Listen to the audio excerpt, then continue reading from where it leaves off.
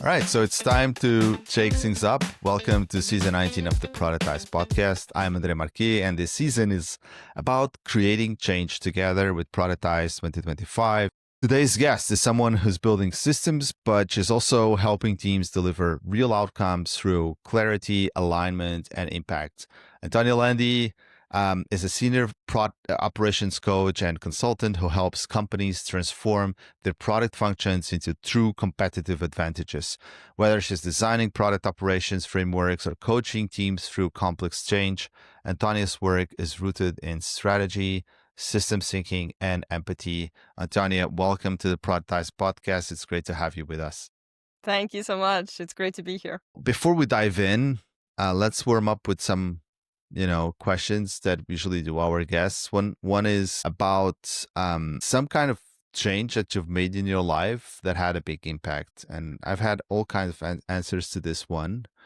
But I really like to understand on a more, maybe personal or even professional level, if there's something you've changed that had like a big impact. Yes. So I think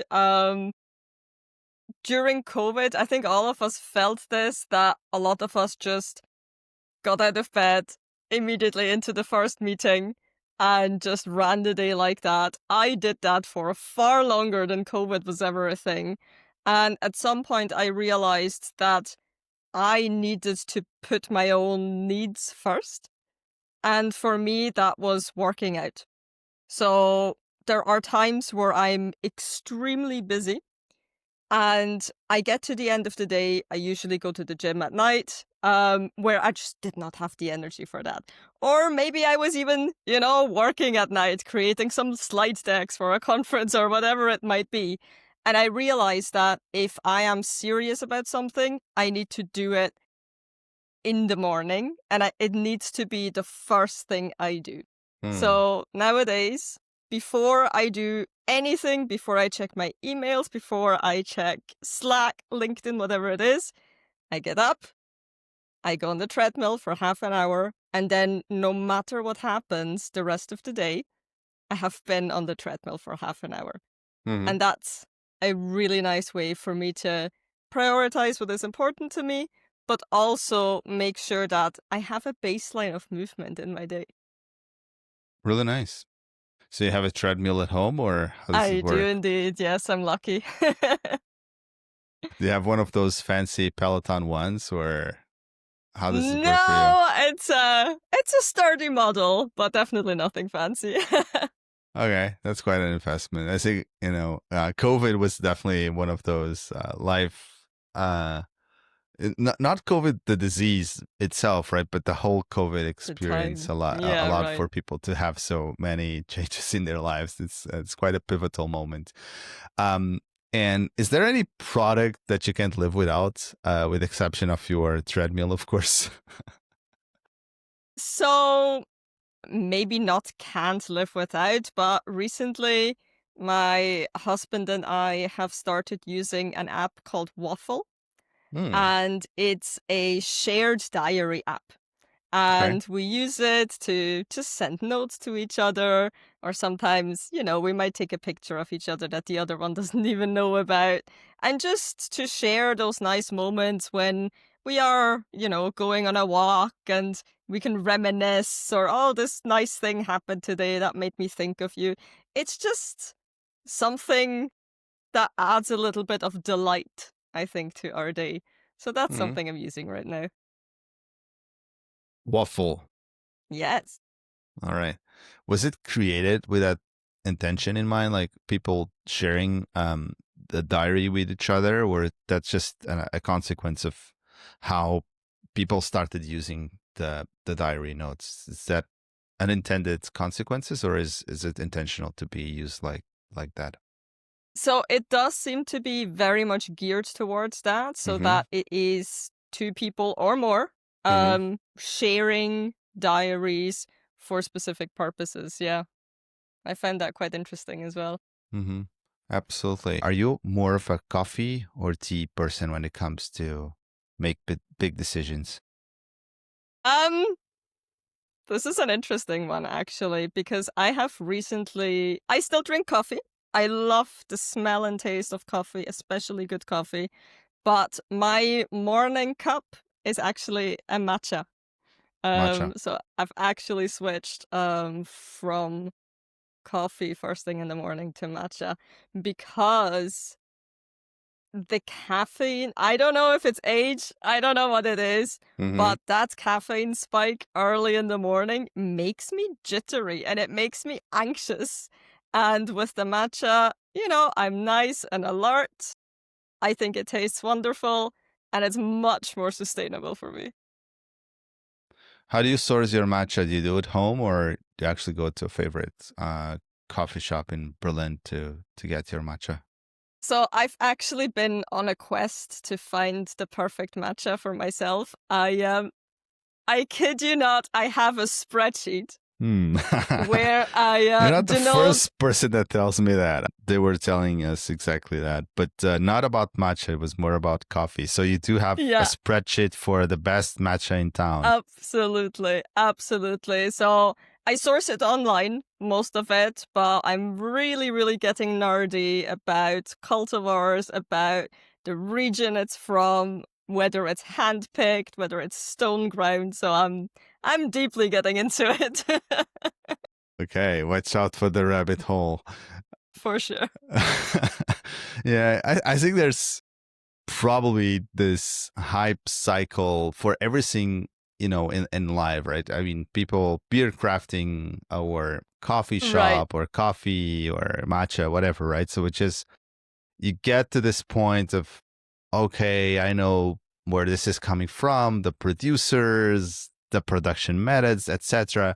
And then it just waves for most people, right? Most people don't actually go all in that they want to stay and really want to keep doing it. They just, okay, I got it. Now let me just go back to my baseline and I'm happy with this solution, right? Which is an interesting product inside as well. Okay, so all right, let's dive into the heart of it. The season's theme is about creating change together, and your work in product ops seems to be a masterclass in exactly that. There's no product ops, without having teams and people. How did you get in the product world in the first place? Because you do have a journalist background, right? That's your major. Mm-hmm. Exactly. So I studied journalism and English literature. Nothing to do with tech at all. My foray into product came via quality assurance. So I did my studies in Edinburgh. There's a big game studio in Edinburgh. After university, I needed a job. I was already a gamer, so it felt like a good idea to get a job there. What kind of gamer are you? More a RPG gamer kind of person, I guess. I think it's changed over time. Honestly, I really like platformers and I really like racing games specifically. Nowadays. Also, nowadays, anything to do with puzzles as well, but definitely still play the odd JRPG. But yeah, I worked as a games tester on Grand Theft Auto 5. So that's how I started. And when I moved to Berlin, I was working in startups, doing quality assurance, a little less exciting, but also a little less stressful. And I got closer and closer to the product team, to the CPOs. I was working in startups where there was no product person. And I kind of eventually over time fulfilled that role for us. And I've seen you describe yourself as an enabler of people who do great things. What does that look on a practical level in your day-to-day work? Ooh, day-to-day, it's so varied, which is fantastic because I'm not the kind of person that could do the same thing for 50 years. The interesting thing about that, and the interesting thing about product ops in general, is that it's there to remove barriers, right? Remove barriers to product excellence is how I like to think of it.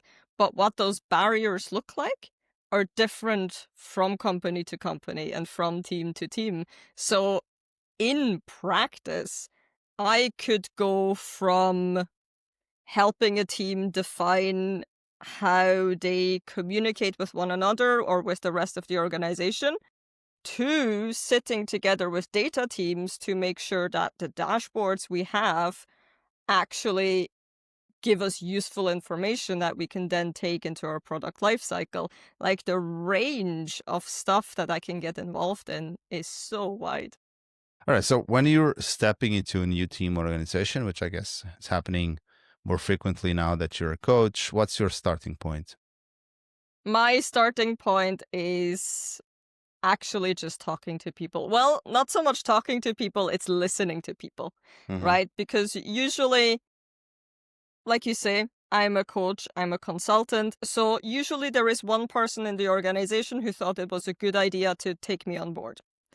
I want to understand why that happened and what problem they're looking to fill. And who's that person? Who's that person that is bringing you to the organization usually?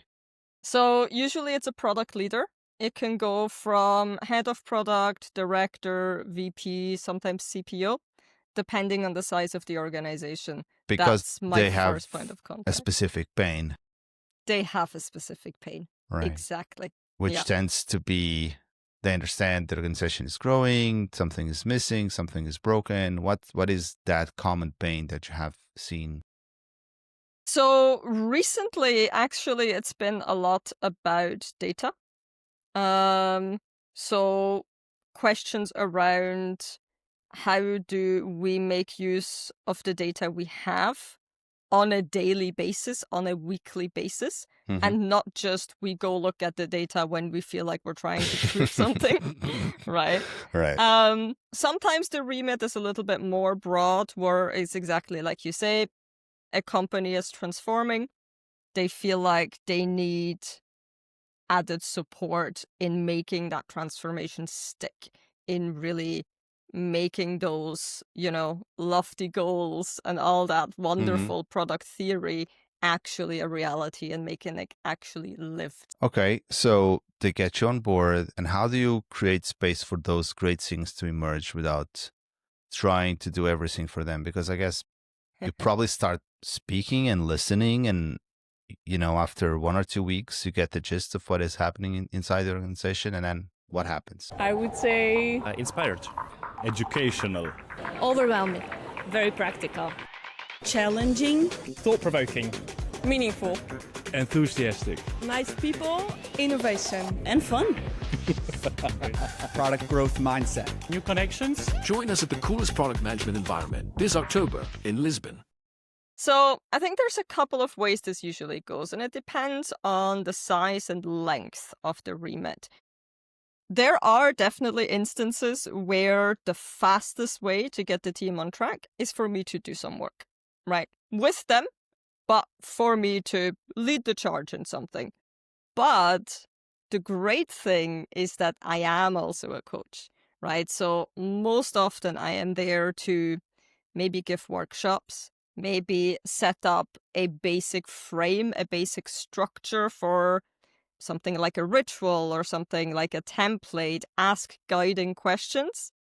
And what I'm there to do is to make sure that good habits are being formed, right? And that's where I really go into my coaching role, as opposed to a very hands-on consulting role, where I am there to make sure that people uphold the commitments that they made. Yeah, and for how long do you usually stay in an organization to create these habits, right? Habits transformation obviously are hard thing to stick, right? So what is like the minimum time frame that you usually tend to work within an organization? So if the problem is very well defined and very well scoped, the minimum is about 3 months, I would say. That includes my own discovery work with the client, making some recommendations, and then putting those things into practice. For a bigger transformation, it can be a year or more, right? And there are different ways I can transition out. A popular one is I hire my replacement. So I come in starting the product ops function, but then hand it over to a product ops person. Or, which is something that I'm actually really passionate about, is I empower the organization itself Mm-hmm. to do product operations as a shared responsibility. So you train the trainer, you train the next generation. Right. Right. So, as you know, our team for the season and also for the conference this year is Create Change Together, which is something we have came up with Radhika. And you've mentioned that change shouldn't be top down or bottom up. It should be co-created.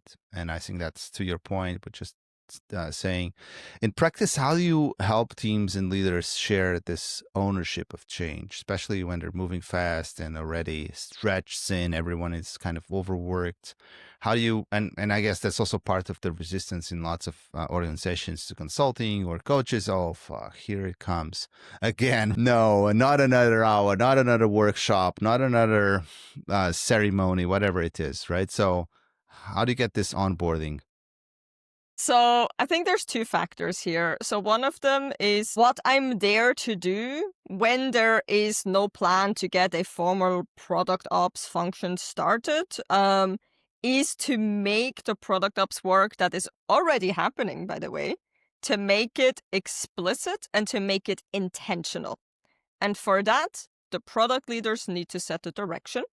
They need to say, this is the kind of organization we want to become in, 3 years, right? For example, we want to go in heavily on experiments. We want to be the kind of org where we can run 5 experiments in parallel every week, right? That's a big, bold goal. And then the question is, how do we get there? What skills are needed? What tools are needed? What knowledge is needed? What rhythms and rituals are needed to get us to that end state? But then it is also up to the individuals in the organization to say, I am doing product ops work. I am doing it because it helps us do X, Y, Z, or because I will remove this and this pain point, right?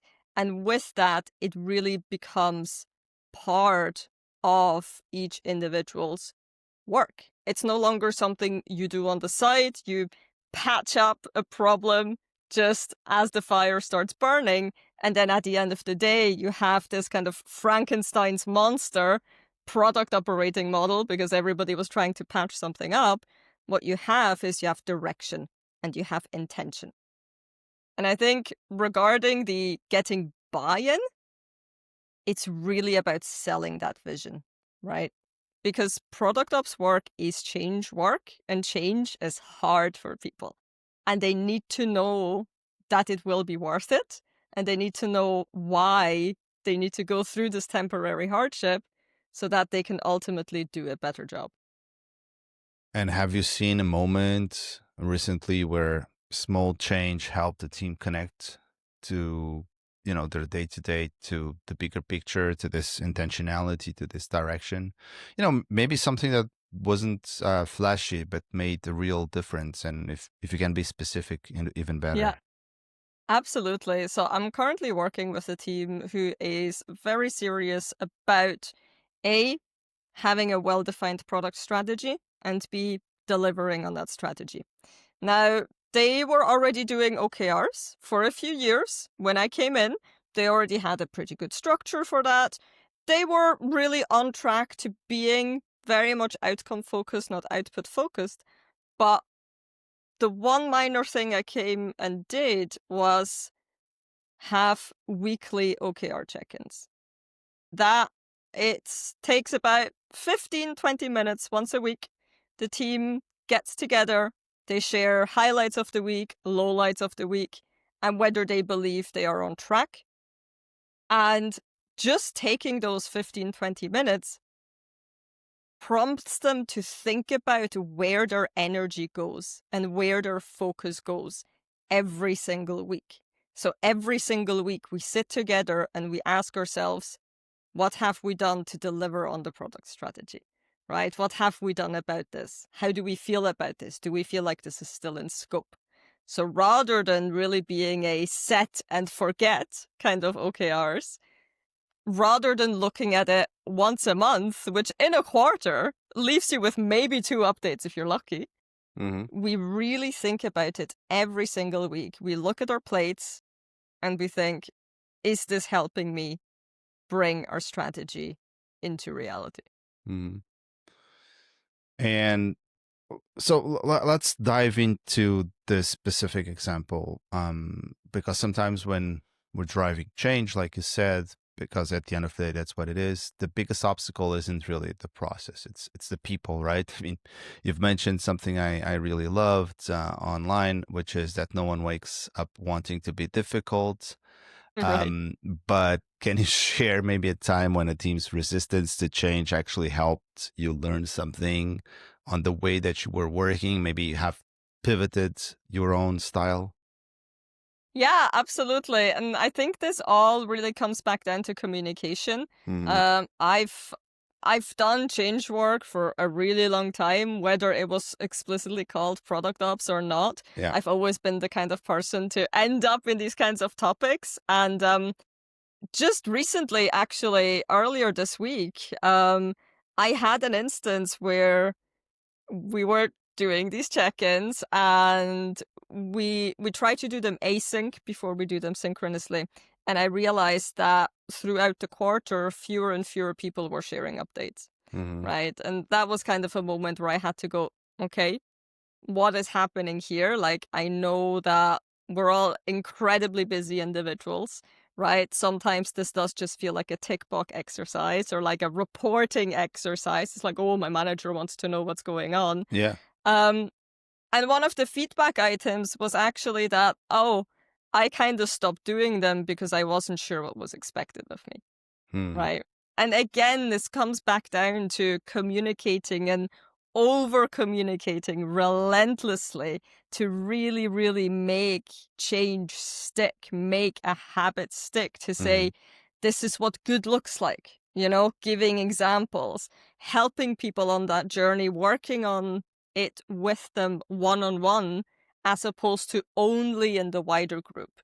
Because with change work, if you're always in this big group, people are reluctant to raise their hand, right? They're reluctant to go, actually, I don't know what you mean, or I don't know what I should be doing here. Whereas if you are in these one-on-one moments, you can just have super casual conversations about, how does this feel? Mhm. You've tried it on for size now. How do you feel about it? So you navigate that ambiguity or that tension with empathy. Absolutely. It's product ops is such a human-centric job. Like every so often I have really burned out product managers ask me if they should change to product ops because it looks easier, right? And it's like, sure, it's a little less stressful, I think, but the kind of stress you might encounter, you have very interpersonal problems, and that can sometimes be much, much harder to Mhm. navigate than the next stakeholder update. Yeah, absolutely. So we've talked a lot about this formalized systems, but what about companies that don't have product ops teams at all, right? I mean, which I guess it's still, I mean, I don't have any kind of empirical data. Maybe you do, but I would guess still the majority. If someone listening is in a smaller team or startup, for sure they don't. So what's one thing that they could do tomorrow or today to start making better product decisions and reduce chaos? So this is really about making product ops work explicit, first and foremost, because product ops exists in every company, whether you have a team or not. It's a byproduct of doing product Hmm. work, Yeah, right? that's a very And interesting way to put it. So it's just a byproduct of the product work. yeah, exactly. So it really is not about should we do product ops? It's about how do we do product ops as an organization? And even just bringing this into the spotlight, saying this kind of work is important, but this kind of work is also taking up my time. That is step one, right? Step two is really understanding what is the biggest pain point, frustration, what is holding us back from building better products. Hmm. Because at the end of the day, product operations exists to help companies build and deliver better products, right? It's not about the process. It's not about the data structures, the templates, the communication. All of those things need to be in service of this higher mission. So ask yourself, what is holding us back from building better products? And start there. Okay. Any tactical advice, something go-to reference or pointer, especially people, because that is a very, I would say, broad question, right? Or open question. What is Absolutely. holding us from building better products? What is the second derivative of that question? So I think from experience, two things that typically come up is one, I am lacking information. And that's usually when you can look into, do we have data dashboards? Are they useful? Do we all have the same definitions of what an active user is? How often do I look at data? How do I actually take that data into my daily decision making? The second one is really more about, I need help in asking myself the right questions. And this is really when you can do a lot of work with thinking prompts. And this is really where this habit formation comes in. And you can processize those habits, those thinking prompts, right? So if you have, it doesn't have to be anything as structured or formal as a PRD or a slide deck template, but if every PM at the beginning of a discovery asks themselves the same 3 questions, you already make things more comparable. You already bring more structure and more intention into it, right? So for discovery, good questions are, what am I trying to find out? Very concretely, what am I trying to prove or disprove? Who am I trying to get this information from? Is it a specific customer segment? Is it everybody? And how will I find this out? Am I giving them a mock-up? Am I doing a user test? Is this an exploratory conversation, right? All right. So I wanted just to take a moment to talk about trust, which is a critical element of this kind of processes. Can you share a moment where maybe you tried to drive change, but it didn't land the way you hoped? What did you take away from that experience? And I guess here, trust, it can be trust from the team, but sometimes it can also be trust from whoever is hiring you in the first place. That maybe they just didn't buy in enough. Yeah. Yeah. So I actually had a pretty meaningful experience with losing trust because of something I did. And it was the case where I was still a full-time employee. I was new to the organization. I was hired as a product ops leader. Super strong buy-in from the person who hired me, which was the CTO at the time. And one of the first things I was asked to do was to look at increasing the readership of the product and tech newsletter. So every 2 weeks, the product and tech team worked really hard at this wonderful newsletter, and nobody else was reading it. So maybe the 10 people who were involved in writing it were actually reading it. Maybe some 5 extra people from tech. But the commercial teams weren't reading it. It was an internal newsletter. Internal newsletter. Right. Yeah, correct. So things kind of escalated because I started looking at the newsletter. I realized it's illegible, barely understandable to anyone who doesn't actually work in the department. Yeah, that it helps to have a journalism background like you do, right? for a newsletter. Absolutely. But I started uncovering rocks. I found more problems upon problems, and things got to the point where I really came to the conclusion that we needed to dramatically change our communication strategy as a department, right? From meetings, sprint demos, slide decks, all hands, we needed to fundamentally rethink how we communicate. All that started from the newsletter. All that started from the newsletter. The thing is, I was asked, please help us increase readers. I came back a couple of weeks later saying, right, this is our new communication strategy. Okay. I didn't have buy-in for that. From whom? From the CTO? From everybody. the entire Okay. leadership team, from the product and tech leadership team. And to them, it was like all of their worst fears were realized. Because there was already a little bit of like, do we really need a product ops person? They're just going to add more process, the classic examples. So I became that person that to them, No, you became much everything. worse than that. You told them everything is wrong. It's not a newsletter. The entire communication is. So what happened next? You lose trust and that's it. You got fired. What happened there? No, it was just such an eye-opening moment when I realized that because of my discovery work, I had uncovered so much information that they didn't have.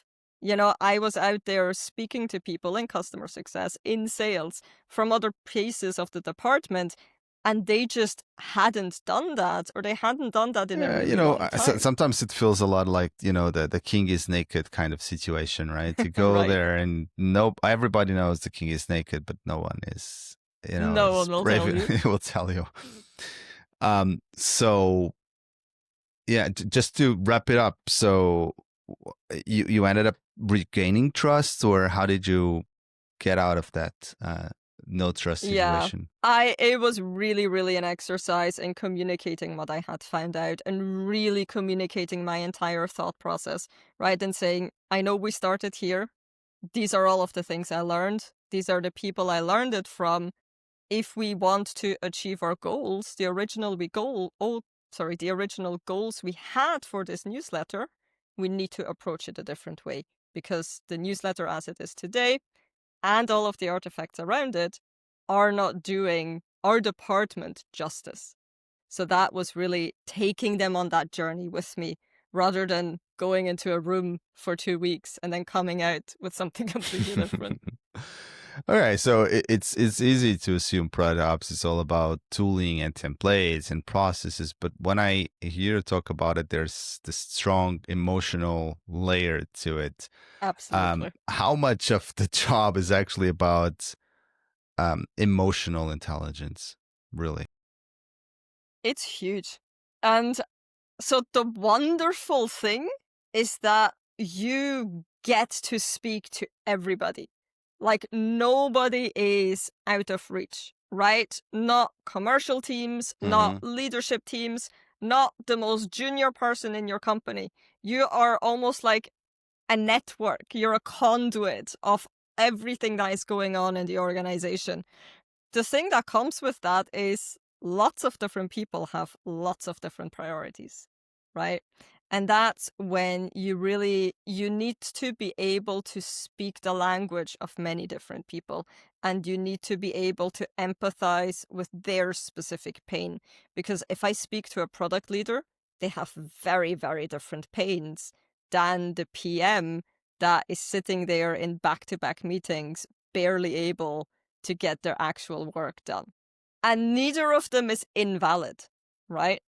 But you have to absorb all of that information and then create a strategy out of that for the achievement of the organizational goals, right? So there's a lot of information that flows through that. Mm-hmm.